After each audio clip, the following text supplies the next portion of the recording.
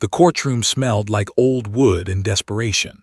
It was a Tuesday morning in late September, the kind of morning that felt too cold despite summer technically not being over.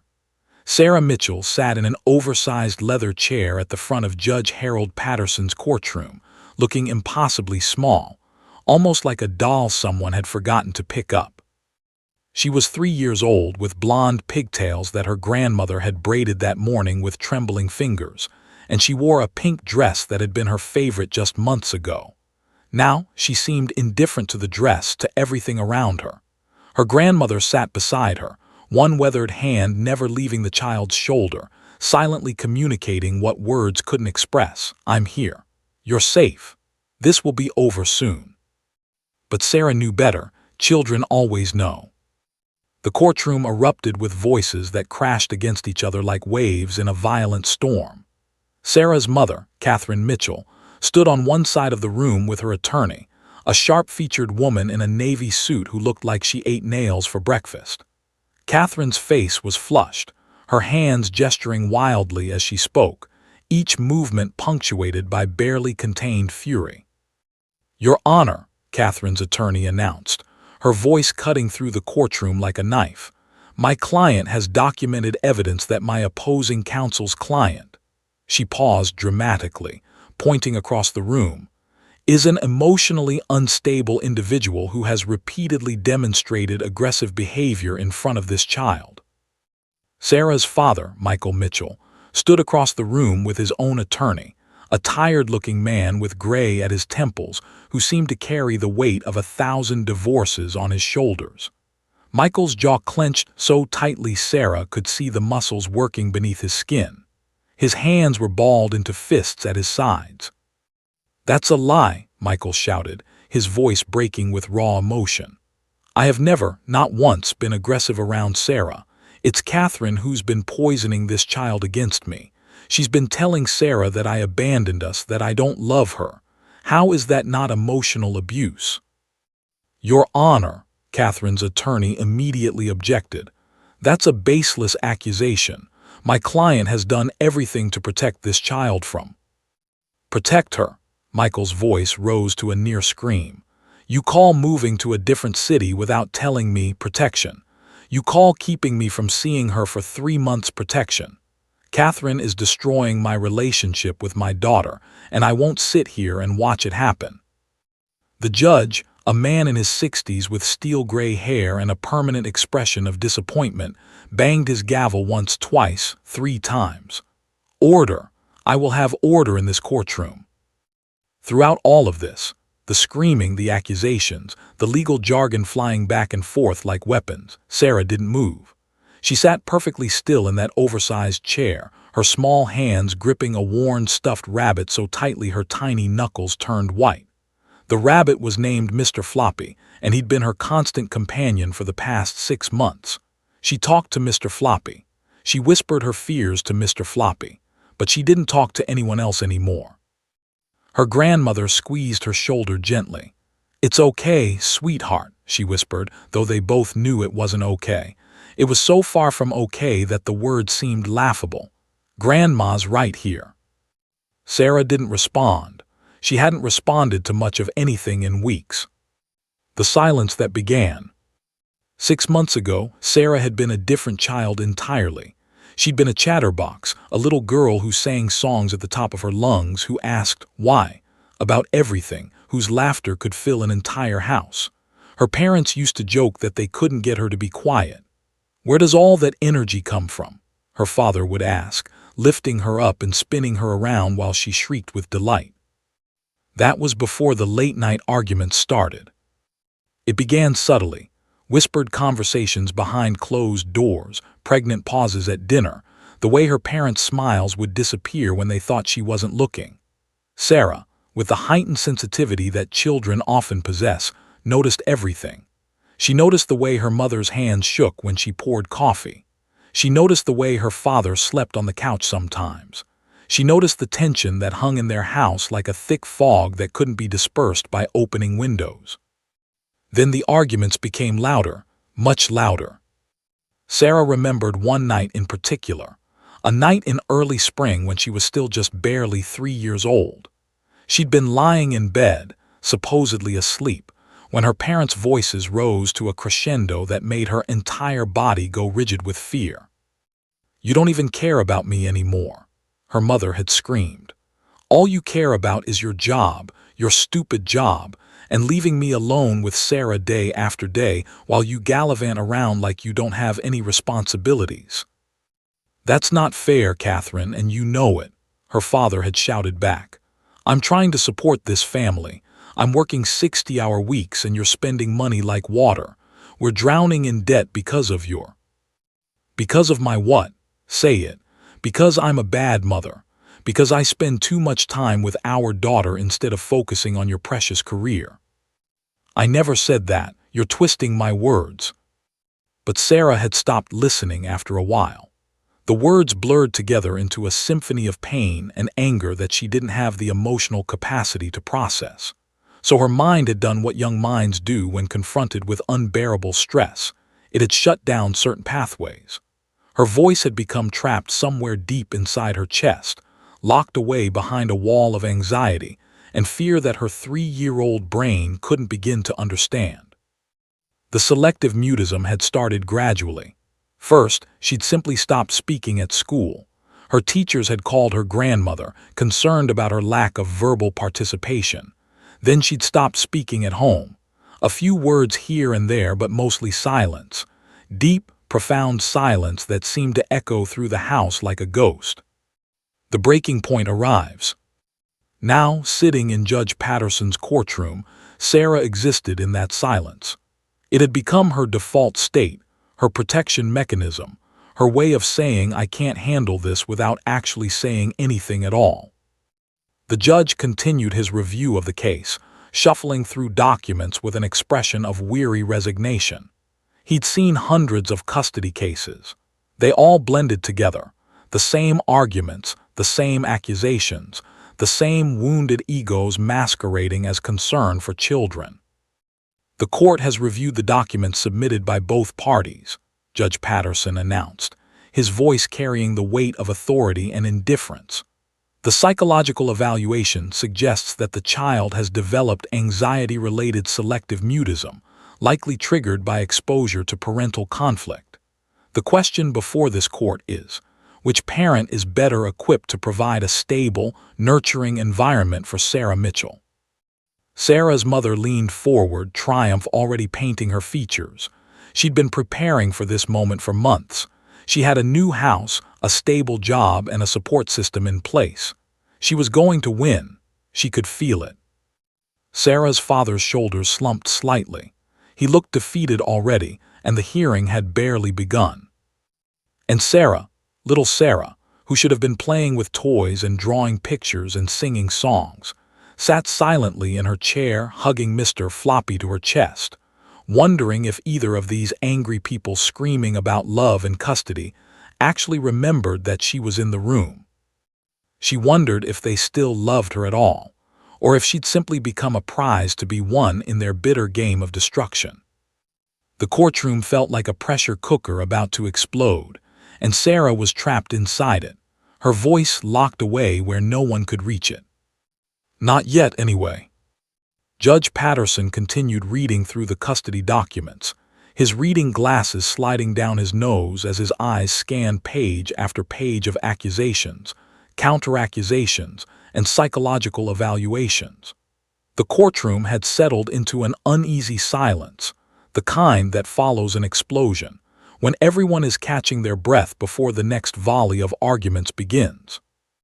Sarah's mother and father sat fuming on opposite sides of the room, their attorneys whispering urgently in their ears, strategizing, planning their next moves in this chess game of human emotion and legal maneuvering.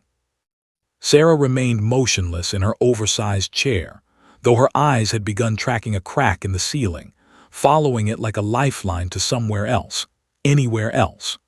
Her grandmother continued to hold her shoulder, her thumb rubbing small, soothing circles against the fabric of Sarah's pink dress, trying desperately to communicate comfort through physical touch since words had failed. The court reporter sat at her desk, fingers poised over the stenotype machine, ready to record every word of this painful proceeding. A few journalists sat in the back of the courtroom, their notepads out, waiting for some newsworthy tidbit. This was a routine custody hearing, nothing extraordinary, just another broken family, just another child caught in the crossfire of adult conflict. Or so everyone believed. Judge Patterson was about to ask the first witness to be sworn in when something unexpected happened. A door at the side of the courtroom, the one that led to the judge's chambers and the holding areas, creaked open slowly. It wasn't a dramatic, movie-like opening. It was quiet, measured, purposeful. But in the courtroom's heavy silence, even that subtle sound seemed to carry weight and significance. Everyone's attention shifted. Officer James Hernandez stepped through the doorway first. He was a man in his early 40s, with sharp features and kind eyes that seemed to contradict his authoritative uniform. His police blues were immaculate, not a wrinkle, not a thread out of place. His badge gleamed under the courtroom's fluorescent lights. His presence commanded immediate respect, and several people in the courtroom straightened in their seats, as if military-grade posture was the appropriate response to law enforcement. But Officer Hernandez was not the focus of attention for long. Behind him came Duke, the entrance of the extraordinary. Time seemed to slow down. It was as if the universe itself had taken a breath and was holding it in anticipation. Duke was a German shepherd of exceptional quality, not the kind of dog you saw every day, but the kind that made people stop and stare.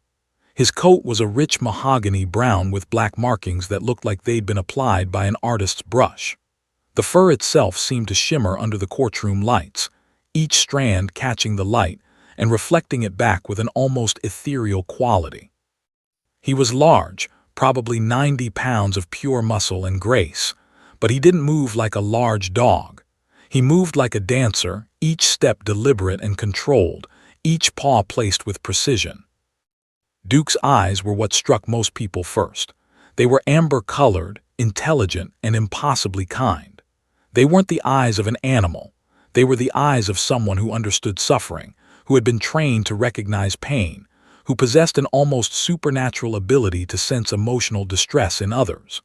Those eyes scanned the courtroom slowly, taking in the scene, assessing the emotional landscape of the room with what could only be described as professional expertise. As Duke walked, his collar caught the light, a special collar with a badge attached that identified him as a certified victim advocacy dog, trained in emotional support and trauma response. His leash was held by Officer Hernandez, but the dog didn't strain against it. He walked with a calm confidence that suggested he understood exactly why he was here and what his purpose was. Sarah's mother's attorney stopped mid-sentence. Her words simply died in her throat. She'd been about to argue about custody arrangements, about her client's superior parenting skills, about the father's emotional instability. But suddenly, those arguments seemed trivial, almost obscene in the face of whatever was happening in this courtroom. Sarah's father's eyes widened. He wasn't a dog person particularly, but even he could recognize that this was no ordinary dog. This was a dog with a presence, with purpose, with an almost palpable energy that transformed the room simply by existing within it. The judge looked up from his documents, his eyebrows rising sharply. "Officer Hernandez, I don't recall scheduling a..." But Officer Hernandez simply nodded respectfully. "Your Honor, this is Duke. He's part of the new judicial outreach program for family court proceedings. He's certified in emotional support and victim advocacy. With your permission, his presence may help ease the tension in this hearing." Judge Patterson hesitated. He was old school, someone who believed in the power of law and logic, not in therapy dogs and soft solutions. But something in Duke's presence made even him pause. There was an authority to the dog's calm demeanor, a suggestion that maybe, just maybe, there was wisdom in this unconventional approach. "Very well," the judge finally said, settling back in his chair. "Proceed." The ripple effect. As Officer Hernandez guided Duke further into the courtroom, something remarkable happened, not immediately visible, but palpable to anyone paying attention. The atmosphere shifted. The hostility that had been hanging in the air like a toxic cloud seemed to thin. The anger that had been radiating off Sarah's parents in waves seemed to diminish slightly. Not disappear. The conflicts, the pain, the hurt were all still there, but transformed somehow, as if the dog's presence was a filter that dulled the sharp edges of human conflict. Duke's tags jingled softly as he walked, a gentle, almost musical sound. Jingle, jingle. Each sound seemed to announce something momentous, something that was about to change the trajectory of this entire proceeding. Several people in the courtroom found themselves holding their breath, as if they instinctively understood that they were standing at a crossroads, at a moment where different possibilities branched off in different directions. Sarah's grandmother felt it first in her granddaughter. The child's body, which had been tense and rigid for so long that her grandmother had almost forgotten what her shoulders felt like when they weren't hunched up around her ears, seemed to shift slightly. Not relax, exactly. Relaxation seemed too ambitious a goal, but something like the beginning of relaxation, the first crack in a dam that had been holding back water for far too long. Officer Hernandez positioned Duke to the side of the courtroom, near the witness stand, where the dog could observe everything but remain unobtrusive. Duke settled onto the floor with the grace of someone or something who understood courtroom protocol. His eyes continued their slow scan of the room, cataloging emotions, assessing needs, recognizing pain. And then his eyes found Sarah. The moment their gazes locked, something electric passed between them. It wasn't dramatic or loud. It wasn't accompanied by music or special effects. But it was real, and it was powerful, and it would prove to be the most consequential moment of Sarah Mitchell's young life. Duke's ears perked forward slightly, his focus narrowing, his entire being seeming to pivot toward the small blonde girl in the pink dress. He'd been trained to recognize trauma, to sense the emotional distress of children who couldn't articulate their pain.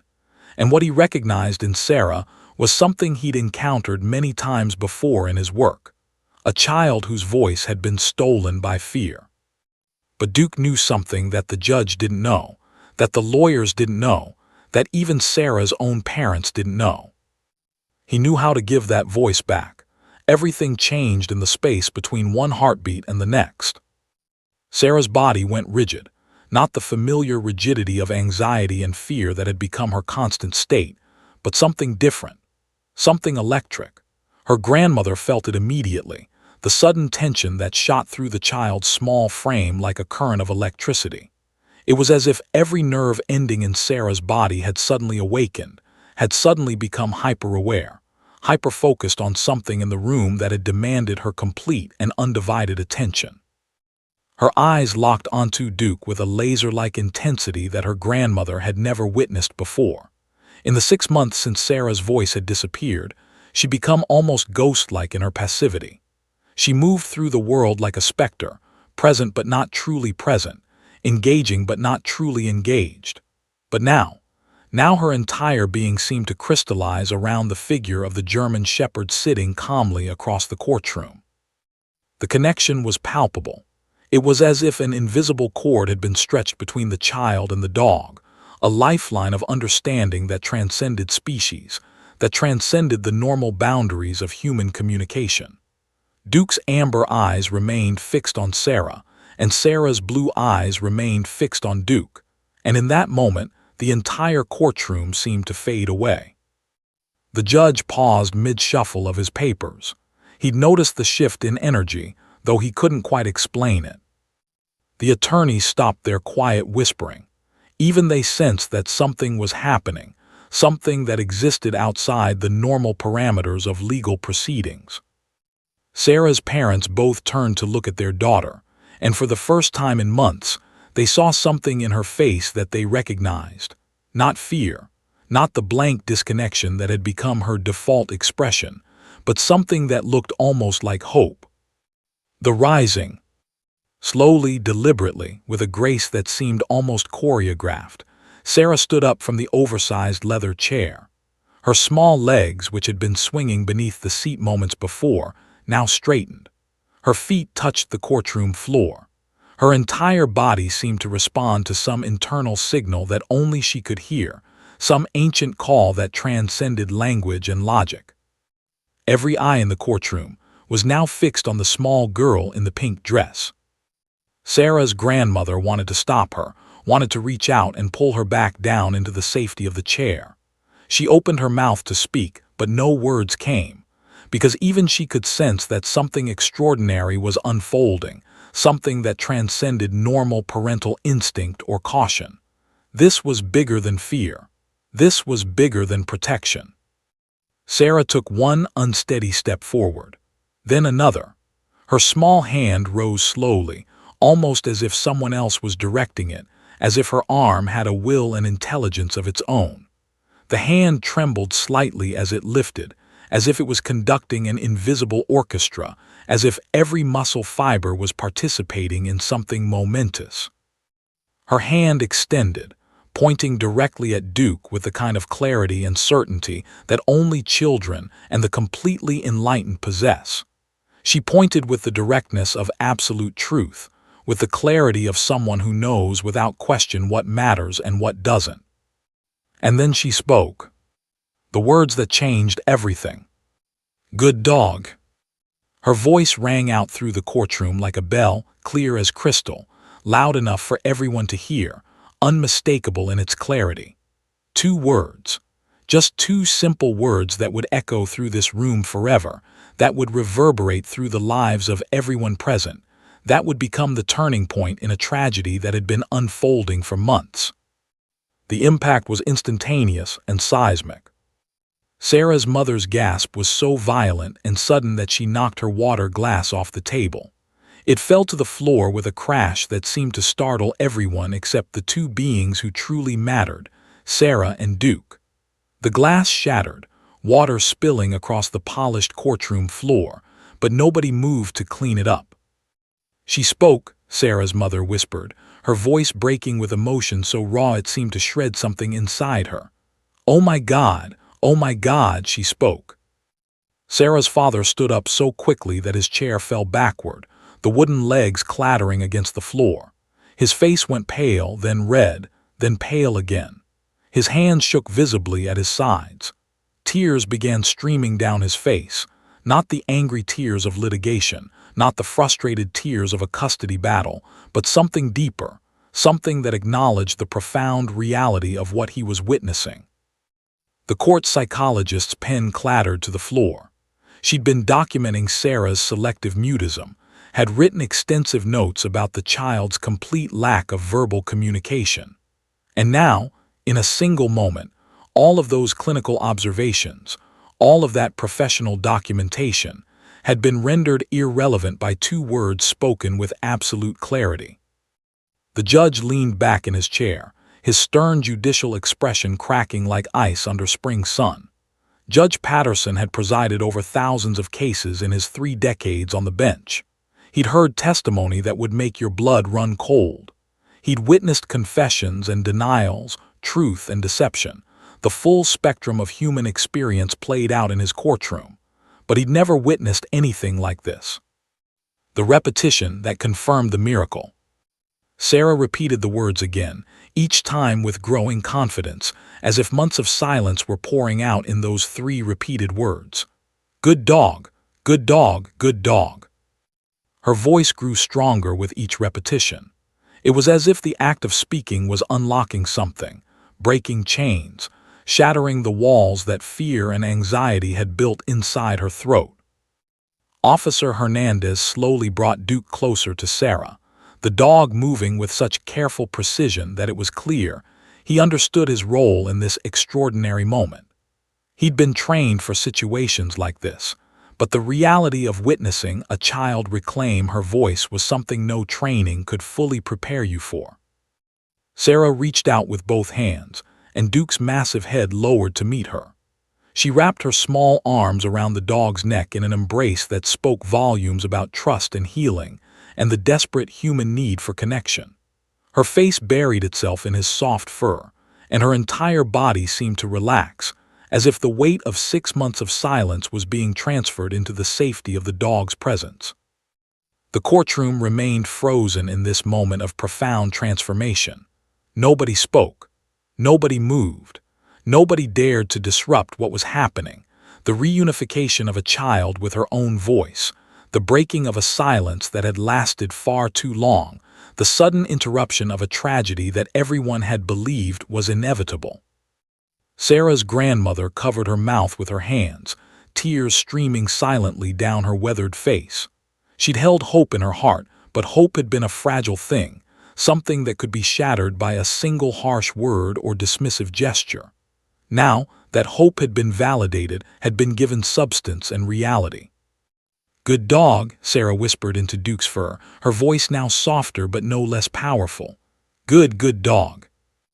And in that moment, Sarah Mitchell, the silent victim, the collateral damage of her parents' war, had reclaimed the most powerful tool a human being possesses, the ability to speak her truth into existence. The ripple outward. What nobody in that courtroom fully understood in those immediate moments was that they were witnessing something that would extend far beyond this room, far beyond this day, far beyond this child. They were witnessing the beginning of a transformation that would affect policy, that would change how the legal system approached family trauma, that would prove to the world that sometimes the most profound healing doesn't come from courtroom battles or legal victories. It comes from being truly seen, from being truly heard, from the moment when someone or something recognizes your pain and refuses to let you suffer alone. Duke continued to hold Sarah gently against his chest, his calm presence communicating without words what needed to be communicated. "You are safe. You are heard. You matter." And in that embrace, in that moment of connection between a broken child and a dog trained to recognize and respond to pain, the foundations of something extraordinary were being laid. The silence that followed Sarah's words lasted only a fraction of a second, but in that fraction of a second, the entire courtroom seemed to hold its collective breath. It was as if everyone had simultaneously realized that they were standing at the threshold of something extraordinary, something that transcended the normal boundaries of legal proceedings and courtroom decorum. The tension in the room compressed into that single moment. All the weight and pain and conflict of the past 6 months crystallized into one crystalline instant. Then everything exploded. Sarah's mother didn't walk, she ran. She actually ran across the courtroom floor, abandoning all pretense of judicial composure and professional demeanor. Her high heels clicked rapidly against the polished surface as she moved toward her daughter with a desperation that seemed to come from somewhere primal, somewhere deep in the maternal core of her being. She knocked her chair backward, sent legal documents scattering into the air like autumn leaves caught in a wind storm, and didn't even notice. She spoke. Catherine Mitchell's voice erupted from her throat, not in words exactly, but in a sound that was something between a sob and a scream. "Oh my God," she spoke. "Sarah, baby, did you speak? Did you just, oh my God?" Tears began streaming down Catherine's face, not the angry, frustrated tears of a woman locked in litigation, but something raw and visceral and absolutely genuine. These were the tears of a mother who had been terrified her daughter was permanently damaged, who had lie awake at night wondering if her own conflict with Michael had broken something fundamental in the child, who had secretly feared that Sarah might never speak again. Sarah's father, Michael, rose to his feet so slowly that it seemed to take an eternity. His movement was careful, as if he was afraid that any sudden gesture might shatter this fragile moment like glass. His face, which had been flushed with anger just minutes before, now went pale. Then it flooded with color, deep crimson, as emotion overwhelmed him. His hands trembled visibly at his sides, not with anger anymore, but with something that looked like shock mixed with profound, life-altering recognition. "That's," his voice cracked before he could finish the sentence. He swallowed hard, tried again. "That's my daughter's voice. I haven't heard her voice in," he couldn't finish. His eyes filled with tears that began streaming down his cheeks in torrents, not tears of victory or defeat, but tears of grief and hope colliding at the exact same moment. The professional response. Judge Harold Patterson, a man who had spent 30 years maintaining composure in the face of human chaos, leaned back in his chair with an expression of profound shock. His stern judicial mask, the carefully constructed expression he'd perfected over 3 decades, cracked like thin ice under a heavy footstep. He removed his reading glasses slowly, deliberately, as if the gesture itself required concentration and intentionality. "Order," he said quietly, and the word carried no authority, no judicial weight. It was simply a sound emerging from a man who was witnessing something that transcended the normal parameters of courtroom protocol. "We will have." But he trailed off because there was no protocol for this. There was no legal precedent, no judicial guideline, no chapter in the manual that covered what to do when a selectively mute child suddenly reclaimed her voice in the middle of a custody hearing.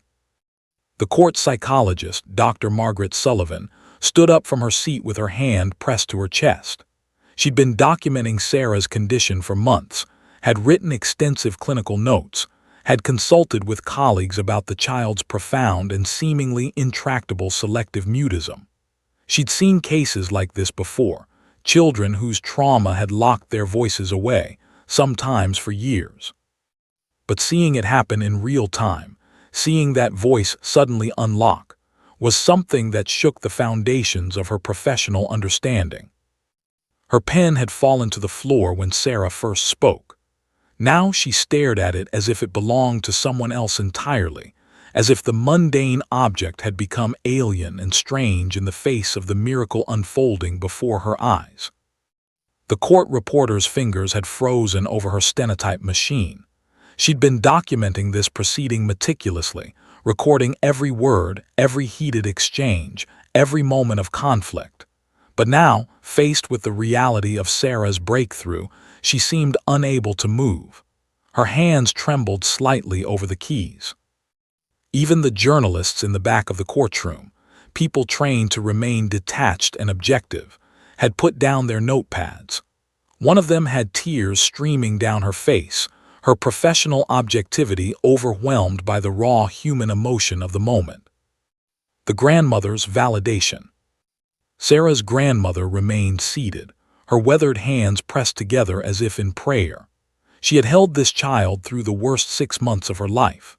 She had watched her granddaughter fade into silence, had whispered bedtime stories to a child who couldn't respond, had prayed every night that somehow, someway, Sarah's voice would find its way back.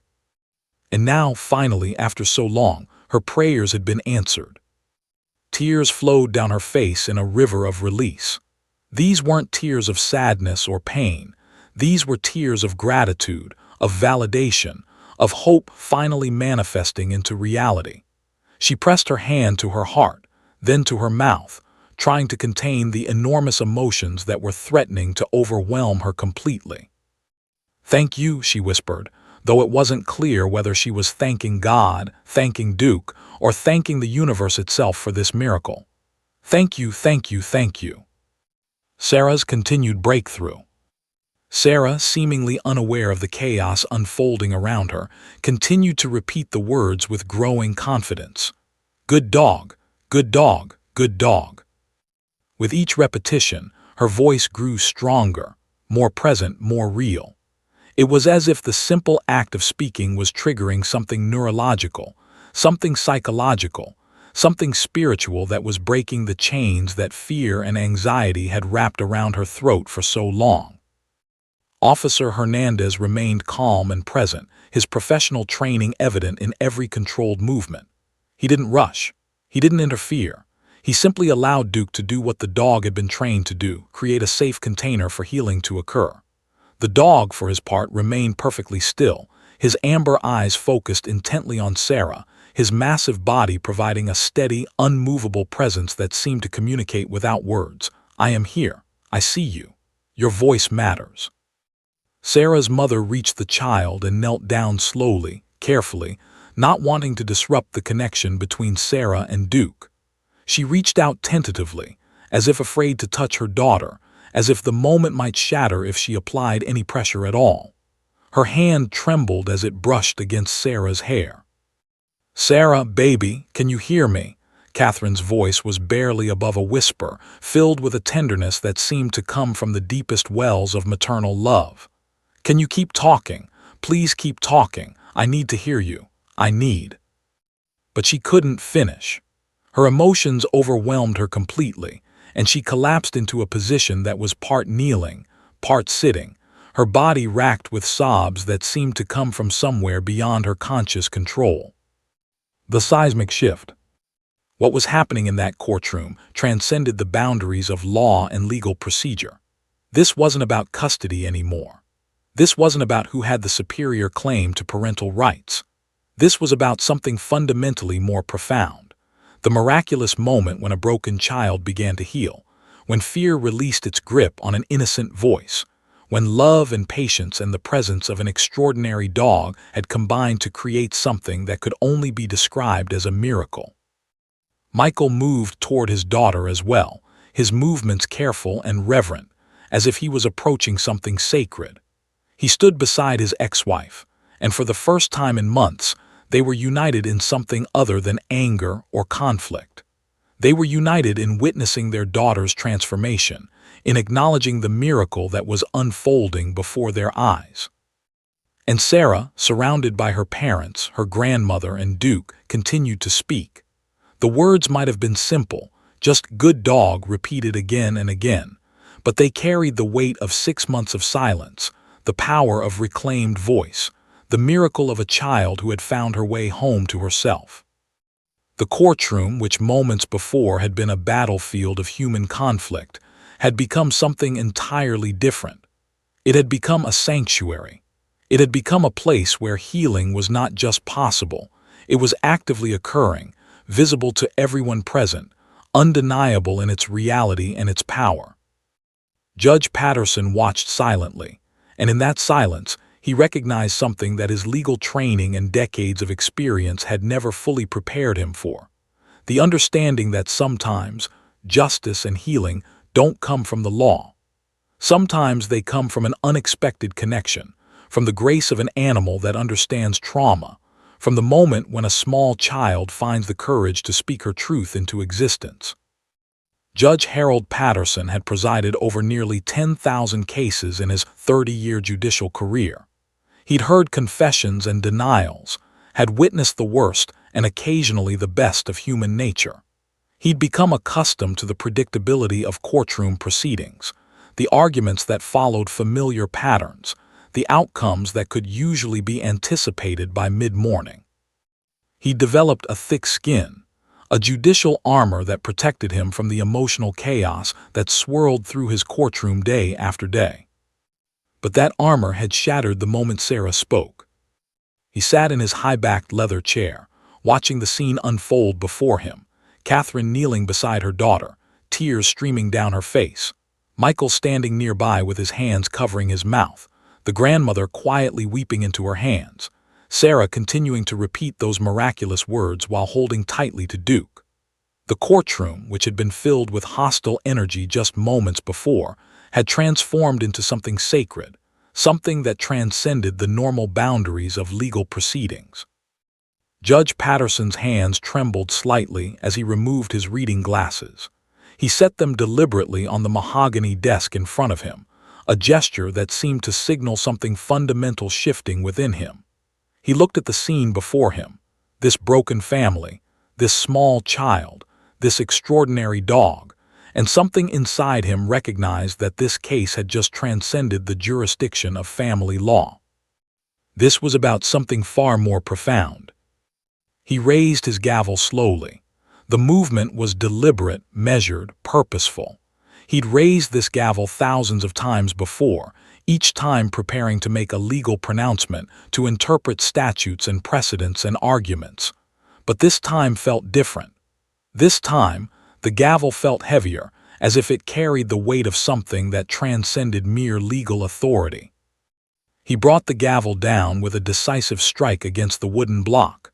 The sound echoed through the courtroom, not the usual sharp crack of judicial authority, but something that seemed to reverberate with deeper meaning. "Recess," His voice commanded immediate attention. Everyone involved in this proceeding, counsel for both parties and both parents, will report to my chambers immediately. Now. The tone of his voice left no room for argument or negotiation. This wasn't a request. This wasn't even a judicial order in the traditional sense. It was a proclamation, a demand that transcended courtroom protocol and professional courtesy. The exodus to the judge's chambers. Catherine and Michael exchanged a glance, not of conflict anymore, but of shared uncertainty. They both rose slowly, reluctant to leave their daughter, but understanding that the judge had spoken with an authority that couldn't be questioned. Sarah's grandmother gently took Sarah's hand, guiding her to remain seated, while Officer Hernandez positioned himself nearby, Duke's presence a calming force that seemed to settle the child. "It's okay, sweetie," her grandmother whispered, stroking Sarah's hair. "Grandma will be right back. Duke is going to stay with you." Sarah nodded, her hand never releasing Duke's fur, her voice continuing in a quieter repetition. "Good dog, good dog, good dog." It was as if the act of speaking had become addictive, as if she was making up for 6 months of silence all at once. Catherine's attorney, the sharp-featured woman in the navy suit, gathered her documents with quick, jerky movements. She looked confused, uncertain about what had just transpired and what it meant for her case. Michael's attorney, the tired-looking man with gray at his temples, simply shook his head slowly, as if he too recognized that they were now in territory that had nothing to do with legal strategy or courtroom maneuvering. Judge Patterson led them all back to his chambers, a room that suddenly felt smaller than usual, the walls seeming to close in on the group of adults who had just witnessed something that challenged their understanding of legal procedure and human possibility. The unprecedented pronouncement. Judge Patterson closed the door behind them and positioned himself behind his large mahogany desk. He didn't sit down. Instead, he stood, his hands resting on the surface before him, his judicial robes hanging heavily from his shoulders as if burdened by the weight of what he was about to say. "Sit down," he commanded, and they all complied without question. "All of you." Catherine and Michael sat on opposite ends of a worn leather couch. Their attorneys sat in chairs positioned to either side. Judge Patterson remained standing, his eyes moving slowly across the faces before him, assessing them, measuring them, taking in their fear and confusion and the tentative hope that had begun to bloom in their hearts. "In 30 years on the bench," Judge Patterson began, his voice steady but carrying an undercurrent of emotion, "I have never, not once, made a decision based on emotion rather than law. I have always believed that the law provides a framework, that legal precedent and statute guide us to justice. I have prided myself on maintaining that objectivity, that judicial distance from the human chaos that flows through my courtroom." He paused, letting his words settle over the room like snow. "Today, I am abandoning that principle." Catherine's attorney leaned forward. "Your Honor, I'm not sure I understand."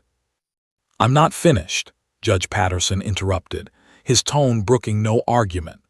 "What we just witnessed in my courtroom was not a legal proceeding. It was a human event, a moment of profound truth that transcended legal frameworks and precedent. That child, Sarah Mitchell, has been silent for 6 months because of the conflict between the two of you. She has been a casualty of your war collateral damage in your bitter litigation." He looked directly at Catherine. "You believe you are the better parent." His gaze shifted to Michael. "And you believe the same thing. But what I believe, what I now know, is that both of you have been so focused on winning this custody battle that you've completely missed what your daughter was trying to tell you." Michael's hands clenched into fists. "Your Honor, with all due respect." "She was trying to tell you that she needs healing," Judge Patterson continued, his voice cutting through Michael's attempted interruption. "Not a legal victory, not a proclamation from this court about who is the superior parent. She was trying to tell you that your conflict is destroying her. And do you know what broke through 6 months of silence? Not a lawyer's argument, not a psychological evaluation, not a judicial order. A dog." An animal that understands trauma, that recognizes pain, that offers presence without judgment. He sat down slowly, his judicial authority somehow amplified by the simple act of sitting. I am suspending this custody proceeding indefinitely. Both attorneys and both parents gasped simultaneously. The radical reordering. You cannot simply suspend. Catherine's attorney began to protest. I can and I am, Judge Patterson said firmly. And here's why. I am ordering immediate family therapy for both of you. I am ordering that you participate in therapeutic sessions designed to help you process your conflict and rebuild a functional co-parenting relationship. And I am ordering that Officer Hernandez's dog, Duke, be present during these sessions. Michael's face showed confusion. Your Honor, I don't understand how a dog in a therapy session. Neither did I, until today, Judge Patterson acknowledged. But what I witnessed today was a child finding her voice in the presence of an animal that understands suffering and trauma. I witnessed a small girl breaking through 6 months of silence because there was someone, in that room who recognized her pain without needing to process it through legal arguments or courtroom procedure. He leaned back in his chair, his expression grave but thoughtful. You both love Sarah, I don't doubt that. But right now, your love is weaponized. You're using it as ammunition against each other rather than as a force for her healing. That ends today. Catherine began to cry quietly. Michael's jaw clenched, but he didn't argue. If, after participating in this therapeutic process, you still wish to proceed with custody litigation, we will resume these proceedings, Judge Patterson continued. But I suspect that by that time, both of you will have learned something far more valuable than any legal victory. You'll have learned how to put your daughter's needs above your own anger and hurt. He stood again, signaling the end of the meeting. You are all dismissed. Report to the Family Services office by Friday to schedule your first therapy session. That is all. The transformation begins. As they filed out of the chambers, something had shifted in Catherine and Michael. They didn't look at each other with hostility anymore. They looked at each other with recognition that they'd been so focused on their own pain that they'd failed to see their daughters. Back in the courtroom, Sarah sat with her hand still resting on Duke's head, her voice continuing its quiet repetition. Good dog, good dog. But now that voice, once stolen by fear and conflict, had become a beacon. It had become a call to healing. It had become the beginning of a transformation that would affect not just this family but the entire judicial system, the way courts approached family trauma, and the understanding that sometimes justice isn't about winning. Sometimes justice is about healing. When Judge Patterson re-entered the courtroom, the atmosphere had fundamentally shifted. It was as if the room itself had been recalibrated, had been tuned to a different frequency. The hostile energy that had dominated the space just an hour before had been replaced by something that could only be described as sacred stillness. Sarah still sat in her chair, Duke's head resting peacefully against her lap, her small hand stroking his fur in gentle, repetitive motions that seemed almost meditative. The grandmother watched them together, the child and the dog, and something in her understanding of the world had shifted permanently. She'd spent 6 months watching her granddaughter fade into silence, had held her own fears and grief tightly against her chest, had wondered if the damage done by her parents' conflict was irreversible. Now, seeing Sarah in connection with Duke, she understood that healing was possible. Not just possible, it was already occurring. The journalists in the back of the courtroom had put away their notepads. One of them, a veteran reporter who'd covered countless family court cases, was openly wiping tears from her face. She'd come expecting a routine custody hearing to document. Instead, she'd witnessed something that would reshape how she understood justice, compassion, and the possibility of transformation. Judge Patterson took his seat at the bench once more.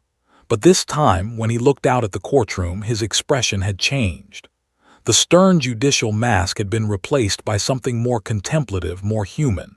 He looked at Sarah and Duke, and in his eyes was recognition. Recognition that sometimes the most profound justice comes not from judicial decree, but from unexpected grace. "The court reconvenes," Judge Patterson announced, his voice carrying a different quality than before.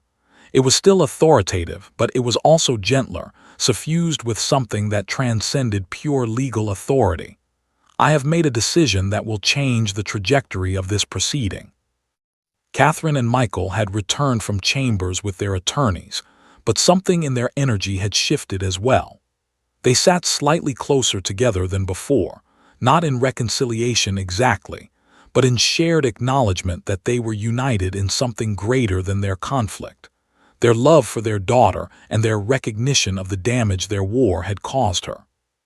The official pronouncement. "This court is suspending the custody hearing effective immediately," Judge Patterson announced formally. "Both parents are mandated to participate in intensive family therapy designed to address the root causes of the conflict that has led to this child's selective mutism." Catherine's attorney began to rise as if to object, but Judge Patterson raised his hand. "I am not finished. Sit down." She complied, and the judge continued, his words carrying the weight of judicial authority combined with something more profound, moral conviction. "What we witnessed here today was extraordinary. A child who has been unable to speak for 6 months found her voice. She found it not through legal procedure, not through courtroom argument, not through any mechanism of the law. She found it through connection, through the presence of an animal trained to recognize and respond to human trauma."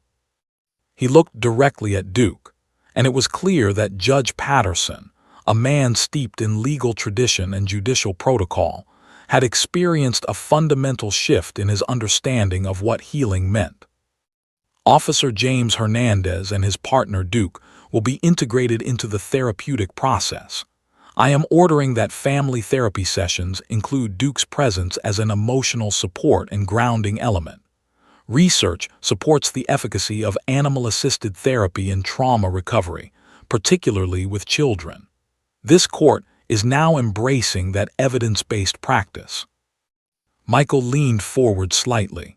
"Your Honor, I want to participate in this therapy. I want to do whatever it takes to help Sarah heal." Catherine nodded immediately. "So do I, whatever it takes." Judge Patterson acknowledged their commitment with a slight nod. "You will both receive therapy intake appointments by end of week. These will not be optional. These will not be conditional. They will be mandatory as part of the conditions of this suspension." He paused, letting the weight of his words settle over the room. "But I want to be clear about something. The goal of this therapeutic intervention is not to determine which parent is superior. The goal is not to adjudicate custody rights. The goal is to help this family heal the wounds that have been opened by your conflict. If after 3 months of intensive therapy you wish to resume custody litigation, you may do so. But I suspect that by that time, you will have learned something far more valuable than any legal victory. The unexpected alliance. As court concluded and people began to file out, something remarkable happened. Catherine and Michael, instead of exiting through separate doors as they normally did, found themselves walking out together. Not in reconciliation exactly. The hurt between them was still raw, still real, but in something that transcended the normal boundaries of divorce proceedings. "I'm sorry," Michael said quietly, his voice barely audible to anyone but Catherine. "I'm sorry for what this conflict has done to Sarah." Catherine's eyes filled with tears. "I'm sorry too. I was so focused on protecting her from you, or protecting myself from you, that I didn't see what I was actually doing to her." They walked together in silence for a moment, and then Michael said something that seemed to unlock a door that had been sealed shut. "I don't want to fight you anymore. I want to fight for her healing, for figuring out how to be parents together instead of enemies." Catherine stopped walking and looked at her ex-husband, really looked at him for the first time in months. She saw the pain in his face, the recognition of his own role in Sarah's suffering, the genuine desire to make things right.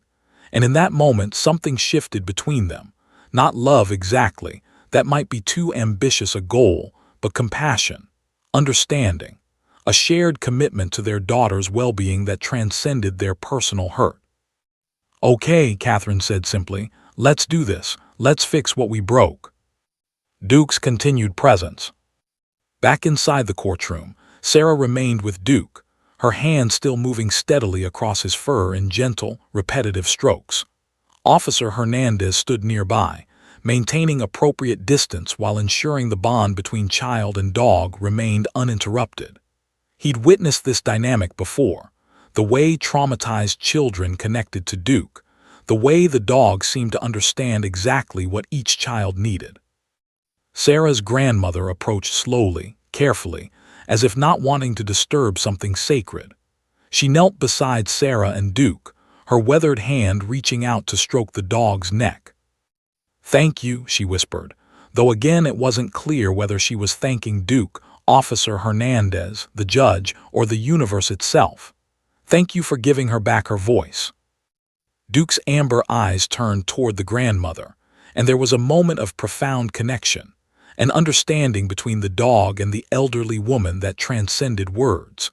Duke seemed to acknowledge the woman's gratitude, to recognize her love for Sarah, to honor her role in maintaining hope when hope seemed impossible. Officer Hernandez smiled gently. "Duke understands what he does. He's been trained for this, but honestly, what we're witnessing here is beyond training. This is about the dog's own intelligence, his own capacity for compassion." He recognized Sarah's pain and responded to it in the most fundamental way, by offering his presence, his calm, his unconditional acceptance. The beginning of transformation. As they walked out of the courtroom together, Sarah, her grandmother, Duke, and Officer Hernandez, something had fundamentally changed about the energy they carried. Where there had been desperation and fear, there was now something that looked like hope. Where there had been confusion and pain, there was now clarity about what needed to happen next. Sarah continued to whisper her miraculous words, "Good dog, good dog, good dog." And with each repetition, her voice grew stronger, more confident, more rooted in the reality of her present moment. The week ahead would bring therapy intake appointments, paperwork, and the beginning of a formal process of family healing.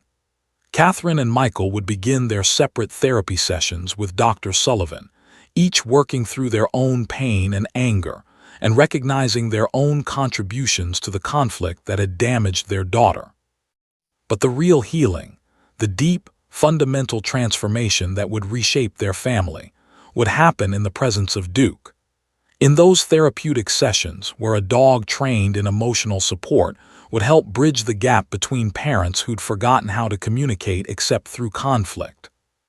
The courtroom doors closed behind them and the formal proceeding was over. But the real journey, the journey from conflict to healing, from litigation to love, from silence to voice, was just beginning. And it would all happen because a small girl, when confronted with overwhelming fear and pain, had found the courage to point at a dog and speak two simple words that would echo through a family, a courtroom, and eventually an entire community's understanding of what justice truly means. The therapy office was nothing like a courtroom. It was deliberately designed to be warm, welcoming, non-threatening, a space where people could peel back their defensive layers and allow themselves to be vulnerable. Soft sunlight streamed through large windows that overlooked a small garden where flowers bloomed in colors that seemed almost too vibrant to be real. The walls were painted in gentle blues and greens, colors chosen specifically for their calming psychological properties. Comfortable armchairs were arranged in a circle, not in opposing rows like the courtroom had been. And in the center of that circle lay Duke, his massive body relaxed and peaceful, his presence somehow making the room feel safer than it had any right to feel.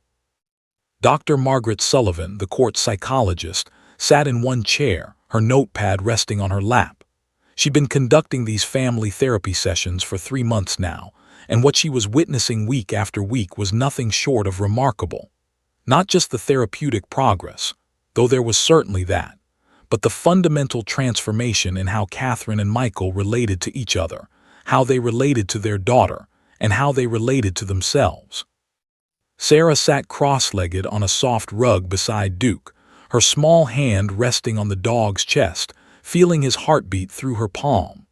Her voice, which had been locked away for so long, had become a constant presence in the therapy sessions. Not dominating exactly, but present, real, engaged. "I was scared," Sarah was saying in a small but clear voice, her words tumbling out in the way that children's words do when they're processing emotions they haven't had the language to express before. "I was scared that if Daddy didn't live with us, he would forget me. And I was scared that if Mommy knew I was scared, she would be mad at Daddy even more." Catherine sat in her chair, tears streaming silently down her face. Not the angry, frustrated tears of someone locked in litigation, but tears of recognition and profound compassion for what her daughter had been carrying alone. "Oh, sweetheart," Catherine said, her voice breaking slightly. "I was so angry at your daddy that I didn't stop to think about what you were feeling. I'm so sorry." Michael leaned forward, his own eyes filled with tears.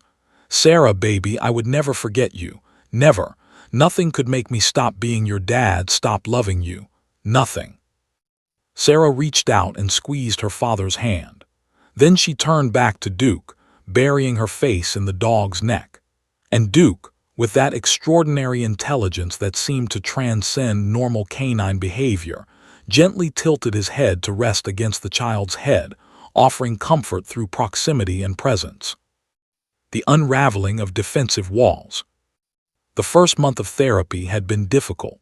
Catherine and Michael had entered the sessions expecting to continue defending their positions, to continue justifying their actions and attacking the other's character. Old habits die hard, and the legal framework they'd been operating within for so long had trained them to view their relationship as adversarial. But Duke had changed that dynamic immediately.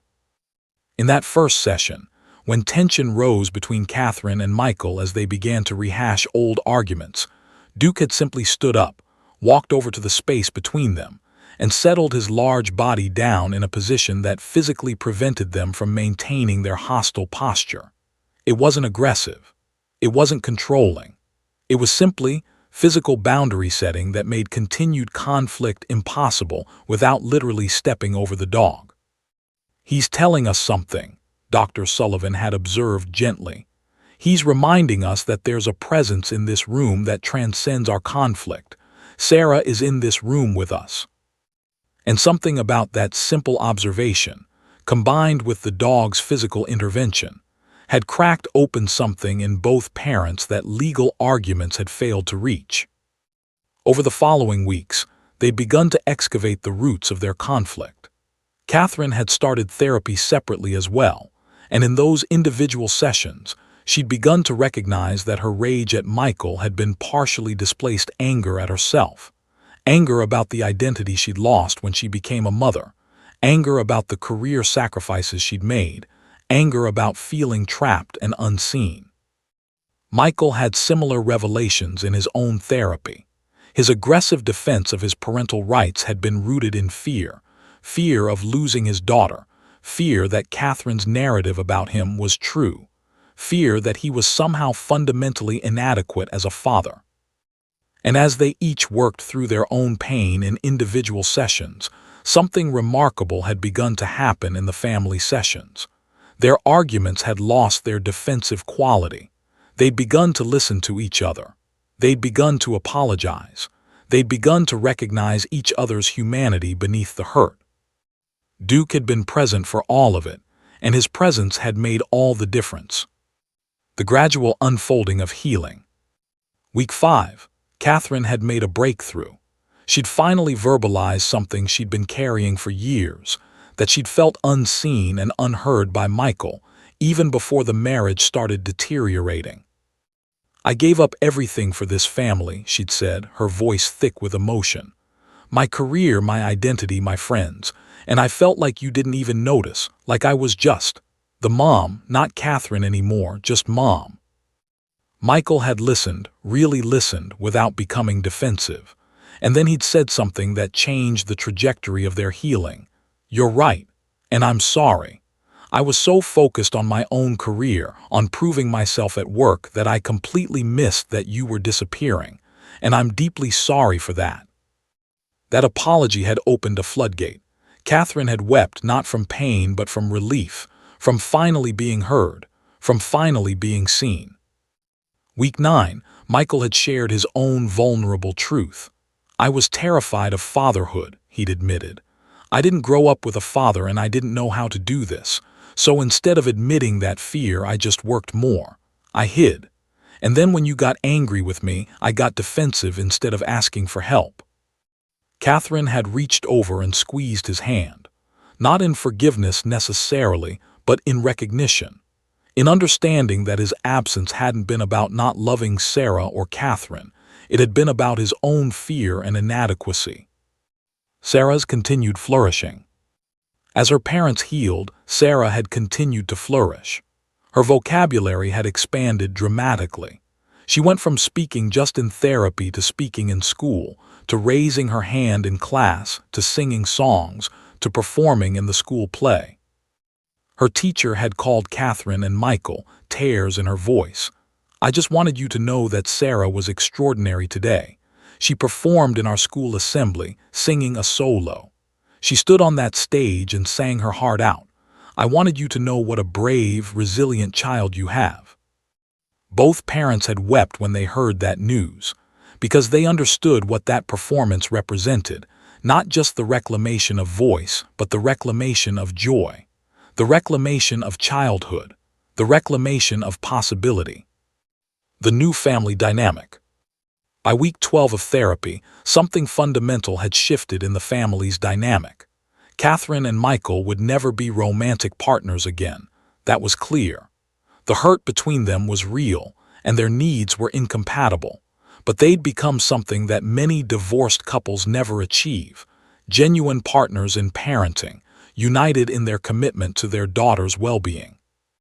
They began co-parenting meetings where they discussed Sarah's schedule, her needs, her development.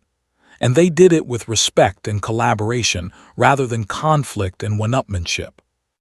Most remarkably, Sarah began to spend time with both parents together in certain contexts, not living situations where she was shuttled between houses, but intentional moments where all three of them were present. Some family therapy sessions, some outings to the park, some holiday gatherings. "This is what she needs," Dr. Sullivan had explained. Not a victorious parent claiming custody rights, not a defeated parent visiting on weekends. She needs both of her parents cooperating, communicating, prioritizing her healing and well-being. The ripple effect. As Sarah's voice had returned, as her anxiety had decreased, as her parents had begun the long work of healing their own wounds, something extraordinary had happened in their community.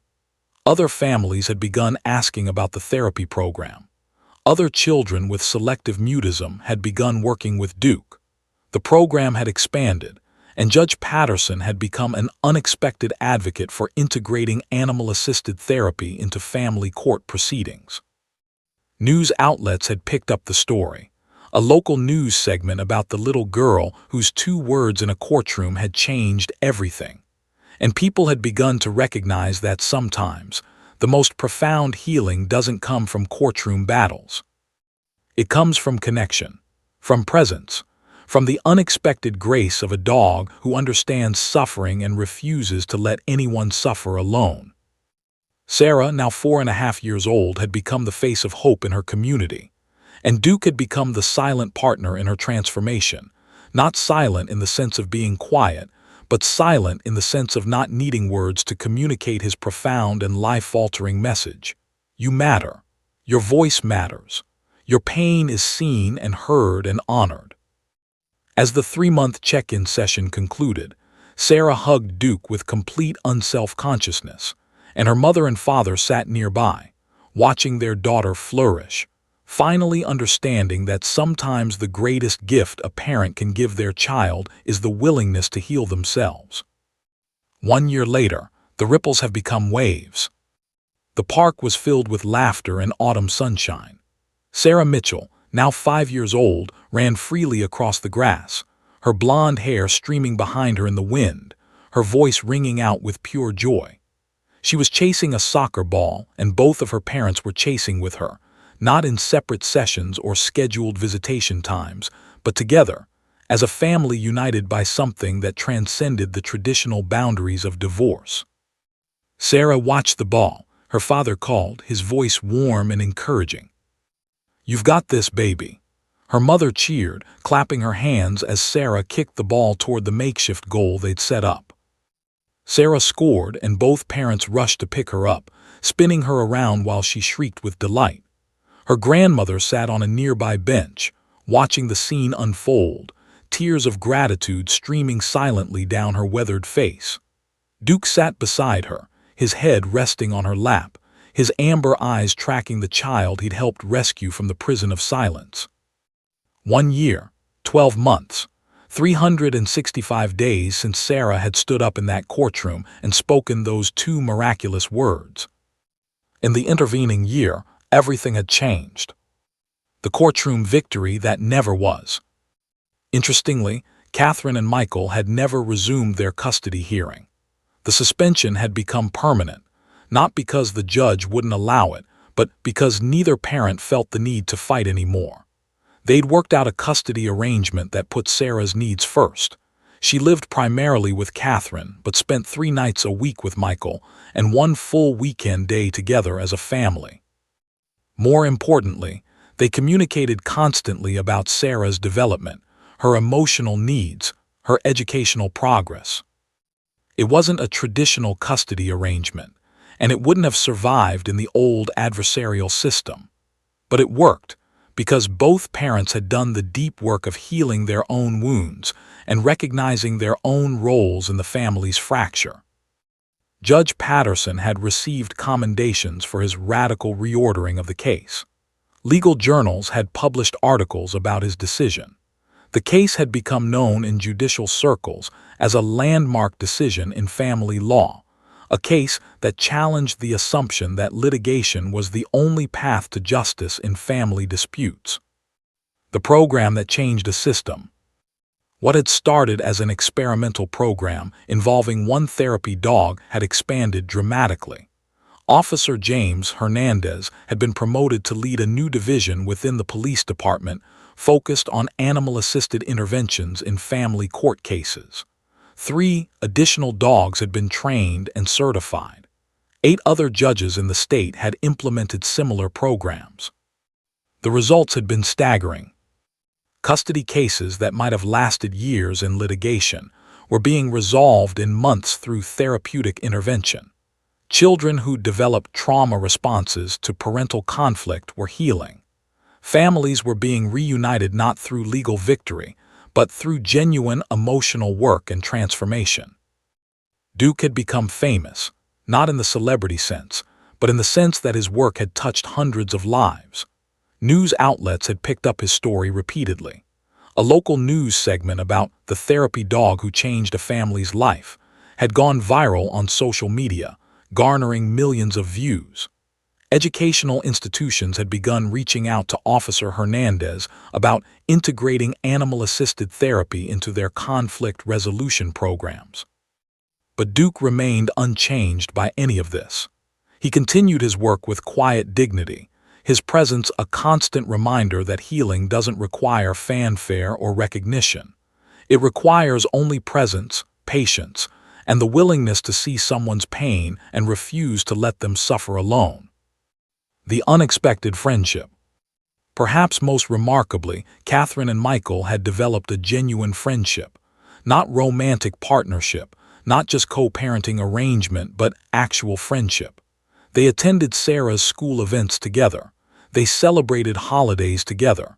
They consulted each other on major parenting decisions. One evening, about 6 months after the therapy sessions had ended, they'd gone to dinner together, just the 2 of them, not to discuss Sarah or parenting logistics, but simply to talk. And they'd talked for hours, discovering that beneath the anger and hurt, there were aspects of each other's personalities they actually appreciated. "I never wanted to hate you," Michael had said over dessert, his voice contemplative. "I think I was always too scared to do anything else." Catherine had nodded, understanding. "I think I was using anger to cover my own fear. Fear that I'd made the wrong choices, fear that I was failing as a mother, fear that my marriage was ending and I couldn't control it." They'd reached across the table and held hands, not in romance, but in mutual recognition and forgiveness. They'd both learned that sometimes love doesn't look like staying together. Sometimes love looks like letting go, doing your own work, and rebuilding something entirely different from what was broken. Sarah, when she learned about this dinner, had seemed to understand on some level that her parents had reached a place of peace. Her anxiety, which had diminished significantly over the months of therapy, seemed to decrease even further. The unexpected speech.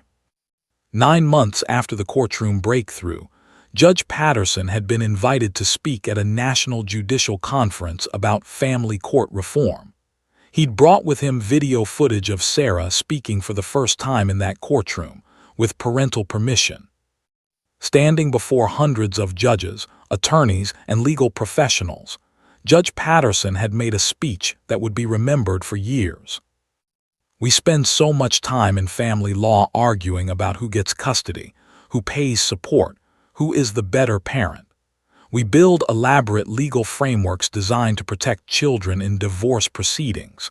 But what if I told you that the greatest protection we can offer children isn't through litigation? What if the answer isn't about winning, but about healing?" 1 year ago, I witnessed a child find her voice in a courtroom. She didn't find it through legal argument. She didn't find it through my judicial authority or through testimony or through expert witnesses. She found it through connection with an animal trained to recognize and respond to suffering. That moment taught me something I should have learned 30 years ago. Sometimes justice isn't about winning. Sometimes justice is about creating space for healing. Sometimes the most powerful tool we have isn't the law, it's compassion. The speech had gone viral. Legal blogs discussed it endlessly. Other states began implementing similar programs. Judge Patterson had become an unexpected advocate for transforming family law from an adversarial system to a healing-centered system. The ongoing legacy. 2 years after the courtroom breakthrough, Duke had trained and certified a successor dog. Officer Hernandez had expanded his program to neighboring states. Sarah had become the face of a national initiative promoting animal-assisted therapy in conflict resolution. But more importantly, Sarah's family had become whole, not in the traditional sense of mother, father, and child living together in one house. They'd become whole in a different way, healed, honest, and committed to each other's well-being in a form that transcended traditional family structures. Sarah thrived in school. She sang in the school choir. She participated in soccer and dance. She had friends. She laughed freely. The trauma that had stolen her voice for 6 months seemed almost like a distant memory, though the lessons it had taught her family would last a lifetime. The circle closes. On the first anniversary of that courtroom breakthrough, the family gathered in the same park where we find them now. Not because they were obligated to by court order, but because they wanted to. They wanted to celebrate the day that Sarah found her voice, the day that a dog's presence changed everything. Sarah ran to Duke and hugged him with complete unself-consciousness. The dog, now 7 years old and still working, still dedicated to his mission, nuzzled the child with obvious affection. "Good dog," Sarah whispered, her voice, that miraculous voice that had been stolen and then reclaimed, full of love and gratitude. "The best dog in the whole world." And as her parents stood nearby, watching their daughter embrace the creature who'd given her back her voice, they understood something profound. That sometimes the most extraordinary transformations come not from fighting harder, but from choosing to heal. Not from winning in court, but from winning in life. The courtroom had been the beginning of their story. But this park, this moment, this family standing united in the sunshine, this was the real victory. This was what true justice looked like. And in that moment, as Sarah's laughter rang out across the park and Duke's tail wagged with contentment, everyone present understood that sometimes the smallest voices, when finally heard, can move mountains. And sometimes, it takes a dog to remind us that the greatest power in the universe isn't legal authority or courtroom victory. It's love, it's presence, it's the willingness to see someone's pain and refuse to let them suffer alone.